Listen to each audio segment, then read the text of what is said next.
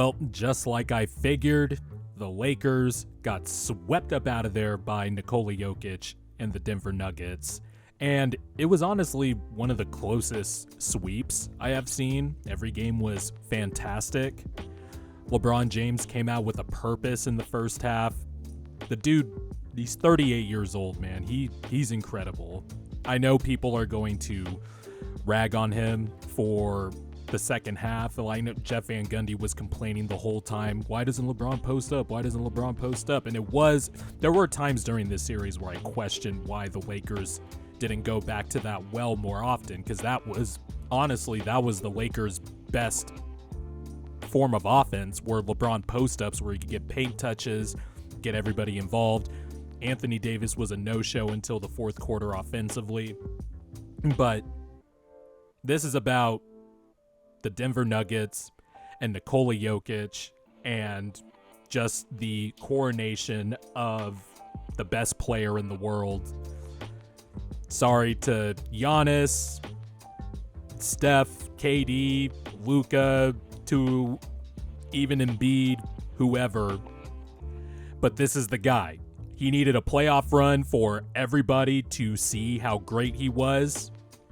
And this is the coming out party for Nikola Jokic. I mean, the numbers are just comical. They're ridiculous, man. In the Western Conference Finals, he averaged nearly 28 points per game, 14.5 rebounds per game, nearly 12 assists per game, over 1 steal and over 1 block per game on 51, 47, and 78 shooting splits. Do you know how ridiculous that is? He broke the playoff record for most triple-doubles in a single playoff run, passing Wilt Chamberlain. You broke a Wilt Chamberlain record. And it's even more impressive because Wilt Chamberlain, like Nikola Jokic, is a center.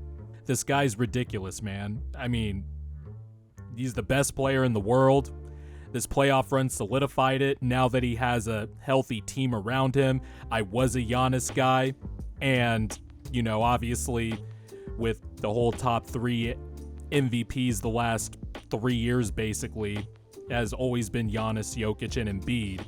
And, you know, you guys know on my channel, like, I've always loved watching Nikola Jokic. If you've gone back and watched my videos or listened to my now defunct podcast, because I haven't really uploaded in forever, but I've always been a Nikola Jokic fan. Yes, I flip-flopped back and forth between Embiid and Jokic as the best center. Obviously, I mean, that debate's dead.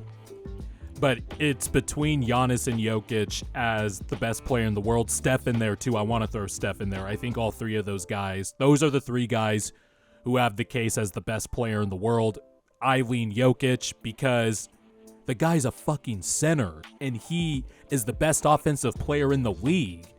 The Sombor Shuffle 3 he hit in that fourth quarter with the shot clock winding down to give the Nuggets I believe it was a 110-107 lead. That's some Larry Bird shit.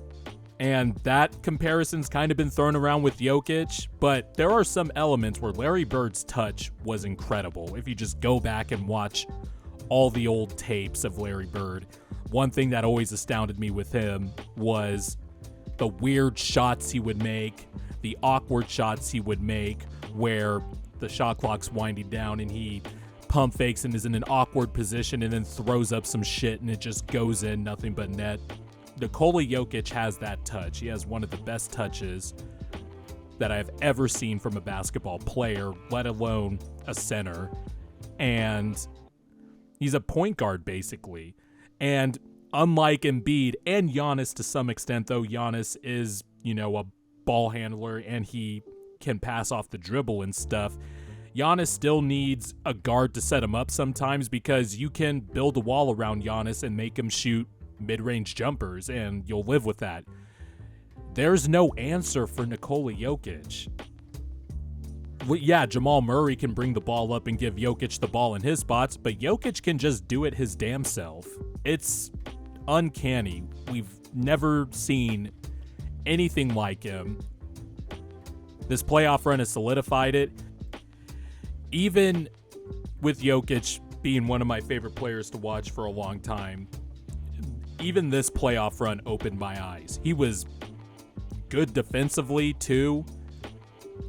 Even in, the perceived weaknesses, LeBron James was able to get some stuff at the rim and stuff like that, and you have to live with Nikola's, defensive limitations around the rim, but being there in the right spot, in the right rotation, that's 75-80% of the battle on defense. He's active. He gets steals. I've always classified him as a fine to good defender, even though this season I thought was actually the worst of his worst since probably early career Jokic. He's an all-around, just all-time great player. And with this run, if he finishes it off with a ring, which, I picked Nuggets in 6 regardless of who came out of the Eastern Conference, he's just going to immediately catapult way up the all-time great list because he's been awesome. Well, what was it? It was post-bubble where Jokic, it was the 2020-21 season where Jokic started to pick up his aggression as a scorer, realizing that he is an elite scorer. And these last 3 seasons have just been all-timers. And I never bought the playoff shit either. See, this is what makes me upset about the whole Jokic discourse, is that it's clear people didn't watch the Nuggets.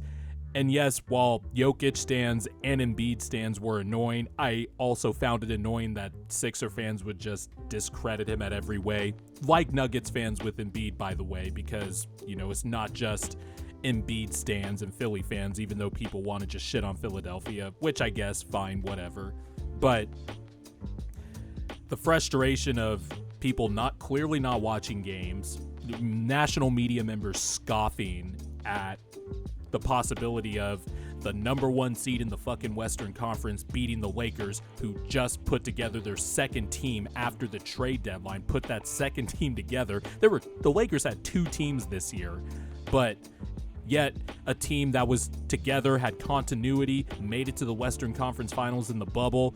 All of a sudden they had to answer questions. I never understood that. But Jokic is having the type of run where, and look, I had Embiid as my MVP in the regular season, but Jokic is doing some Hakeem Olajuwon shit where David Robinson won the MVP and Hakeem took that shit personal. And Jokic was clearly motivated by it. I mean, I know I'm not really talking about adjustments and stuff like that because after game 3, I did not think it was going to go to a 5th game. It's just one of those things where it was clear Denver was the better team. I picked Nuggets in 6, but obviously I was wrong. Yeah, LeBron is probably hampered by the foot thing, but even then, even if it was a completely healthy LeBron, because I saw someone tweet, if LeBron was healthy, this would be a completely different series. You're right. It would have been a different series. It would have been Nuggets in 6 instead of a sweep.